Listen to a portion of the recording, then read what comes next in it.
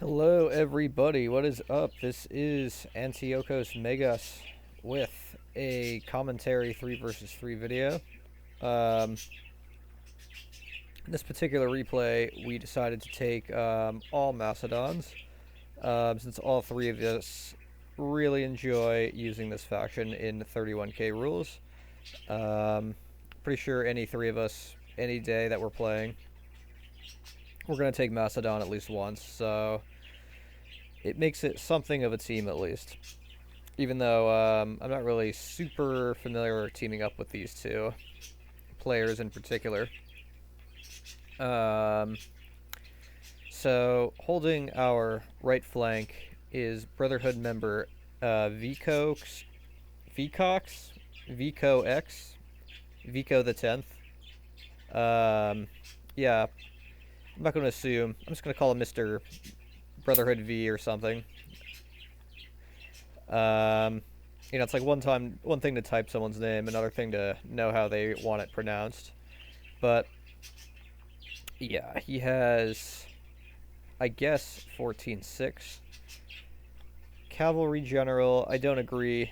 In this particular faction, I don't agree with a general in the companion cavalry unit. I think this unit can be super effective, but it is susceptible to bleeding damage from virtually any contact with arrows or enemy cavalry or charging heavy infantry.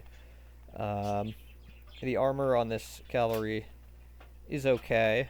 It's an elite unit, but it's not. It's the lower end of the heavy cavalry armor quality, I guess you could say. It's known to take its casualties as it's used, so I avoid putting my general in this unit unless I plan to just not use it much, and so there's absolutely no risk of losing the unit from charging, but I digress. I guess it's 14-6 for Brotherhood member V here.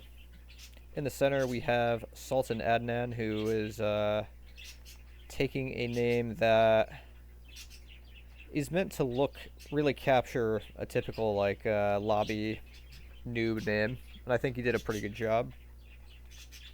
If I didn't know Adnan was doing this, I would say this is Thor. But then again, Thor wouldn't take such a beautifully organized set of pikes here. I don't think he would even take Macedon, actually. I think he'd just go Rome.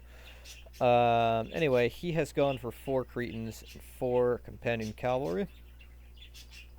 Myself, Antiochos Megas, taken 6 Cretan archers, 1 light lancer, and 13 royal pikes. All of them are gold too.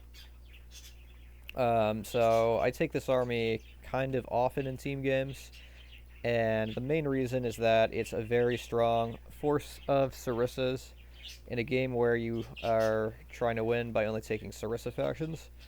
We don't have Carthage, we don't have Greece, we don't have anything very effective. As effective as those units are, infantry-wise. So I find that a really great thing to do is just get gold 2 royals, and it'll feel like you're using Pontus with chariots and archers, because often with that faction many builds, you have a lot of gold 2 units, which means it's a pretty reliable block of pikes, high quality, and it's basically that, but you have a big shield, so incoming missiles from the front don't really it's not as profitable to shoot royals in the front with missiles long term as it would be with bronze or silver shield pikemen. Absolutely, these units will get eviscerated if they're shot from behind or while running, but frontally that shield makes a big difference, and it makes a big difference in prolonged combat, obviously. So yeah, my point is, after all that talking, very good infantry force if you're good with Sarissas. There's a sort of a learned art to it. Ramex over here with a very aggressive 2 versus 1 charge. He is going to go for broke and he knows Sacred Band infantry are a little bit stronger than royals, and he knows that, so he's going to use them very aggressively. But it looks like he has forgot to use the phalanx button. Ramex, looks like you're not putting phalanx on your units. And I've got some Cretans with a pretty decent, actually pretty decent angle here. I'm shooting on an angle. Adnan, this is actually Adnan's army, not mine. My mid-sized but very mighty infantry force is just holding the flank here. And yeah, Adnan is poised to get a lot of kills because Romex lost a lot of Sacred Band from an inappropriate kind of execution there. Not sure what was going on. As long as he's guard off and attacking now, I think he should be okay. But it looks like he might be walking the unit through, which is honestly, like, to some extent used a certain way. It's not a bad idea because, like, look, the idea behind doing that is obviously to get the unit beyond the Sarissa phalanx area and sword fight the unit directly just to kill the royal pikemen. But you take losses when you do that, and when you do it with urbans, you're running. You're not just walking, steadily through. So you take a lot of unnecessary casualties with doing that, and if the royals have reserves, especially gold 2 reserves, then, you're going to just accumulate a lot of casualties. You might do a lot of damage to the royals in the front, as he's done, but the second and third line of royals are not touched, and Romex, as you can see here, has taken a lot of damage. He should not have taken this many losses to kill royals. This was, I think, a mistake in execution. I'll just say it that way. His teammate Biatch has also begun to engage with the Spartans. Meanwhile, Lou Reed here, he's actually a very old 31k player. He's a 31k player, very old player. Not elite, not competitive, but not an idiot. I wouldn't say. I'd say he's actually, when it comes to using Roman infantry against pikes, he's actually pretty decent. But again, he's not like a competitive, season-primed, clan, elite player or anything like that. So just keep that in mind. He's just hanging back, throwing Pila, which is a very wise move. You're softening up the pikes before the Spartans of the Sacred Band engage. It looks like they still are using a lot of Spartans in reserve. They're not committing everything at once, which I think is a smart idea. It gives you more flexibility to sort of guide the remainder of the game if you don't just throw every single unit into a unrecoverable engagement. Right here, Sultan Adnan, brilliant charge, supplemented with, it was pretty good team play actually, just flame arrows supplemented by a very good sniper charge. Killed 4 urbans routed right there. This urban, if it comes back, honestly, it's not really worth it, but killed a good amount of urbans right there. Looks like we're up to, yeah, it's actually 5, wow. Really nice charge. As over here, Spartan General is retreating, routed off the field. Light Lancer comes in. He hasn't done much work because they didn't take very many archers, but it is nice to know that, see, that's why I don't, companion, like, I mean, it's nice to know I'm going to get a fancy kill stat at the end, plus these units don't come back later. But yeah, that's why I just, you might as well, the Royal Pike General is a lot better, I think. The Pikes need the morale to stay stable. The Companions have better morale than Pikemen do, so they don't really need a General as badly. Plus they're evasive, they can avoid engagement a lot easier. And yeah, inside this phalanx, the General's just safer. But really strong attack here, but it falters. Allies are mass routing everywhere. Vcox with the surround. Very good positioning here by Vcox. Our positioning was very overwhelming because it's just, they let us take all the flanks.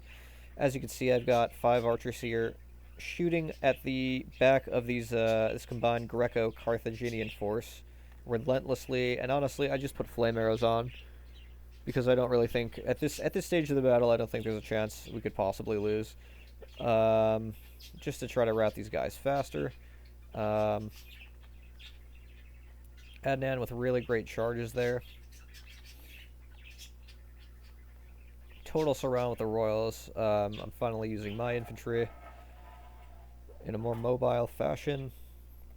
Vcox here came down from our right, helped seal the deal. Adnan should get amazing kills, considering how Carthage played at the beginning with that accidental little run through out of phalanx. Plus the fact that he took the brunt of the infantry battle. Vcox, Mr. V, and I just sort of really surrounded. We didn't engage as many units. But the positioning gave such good archer shots. Really helped Adnan stay alive. He was down to like one last row of pikes, but he made it through. And my Light Lancer did almost nothing productive except this. But everybody likes a nice kill count on their screenshot. So this was a heroic victory. Sorry to Romex for that honing in on the Sacred Band attack, but it is a very important reason why we won the battle. Little things like that do matter a lot. I thought Lou Reed's use of Pila, standing back and sort of staying as a reserve force,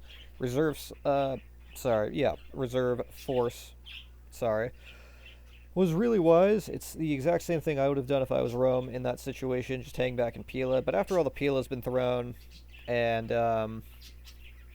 everything's said and done, you know, I could use my cavalry to protect our rears from any companion attacks and try to do some very aggressive attacking with Rome at some critical point. Try to trigger a mass rout. That's what Macedon's really vulnerable to, more than like Rome or Carthage or Greece, obviously. That once a mass rout happens, its morale becomes just too fragile to really stand up to much. Even cavalry charges from the front, potentially. Maybe in more extreme cases if it's from the front, but still. So that's what I would be trying to do with Rome a little bit more. Biech, I thought also really wise to keep some units in reserve at first.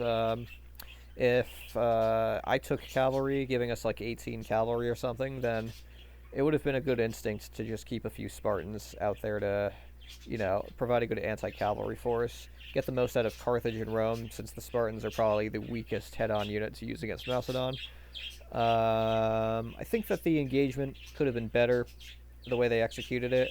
There were enough mistakes made that the Macedon team that I was on sort of had an easy time in the infantry war, just sort of defending and taking advantage of those flanking maneuvers we did that went unopposed. It allowed my archers at least to get very good angles on the Romax Biach attack on Sultan Adnan in the center there. And well played to Sultan Adnan, very good defensive play there with the 2,080 kills. And obviously the companions were crucial to getting some urbans wiped out early on. And yeah, let's look at the kill stats here. My army is the one with just light lancers. Light lancers got 280 kills, most kills per unit was light lancers, and that is all routed units that were prevented from coming back. I don't think I killed many archers with this guy whatsoever. Cretans. Now keep in mind the Cretans were killing nothing but heavy infantry, and you get 108, 79, 94. That's very good profitability from the archer fire. Royal pikemen, well, many of them obviously did well. If they win the battle, the Royals usually do very well in kills. If you look at Adnan's down here, it's obviously his because it has massive 259, 218, you know, massive kill stats that it can boast. So awesome kills from those Royals. And yeah, that's all I gotta say about this battle. Hope you enjoyed, and I'll see you next time.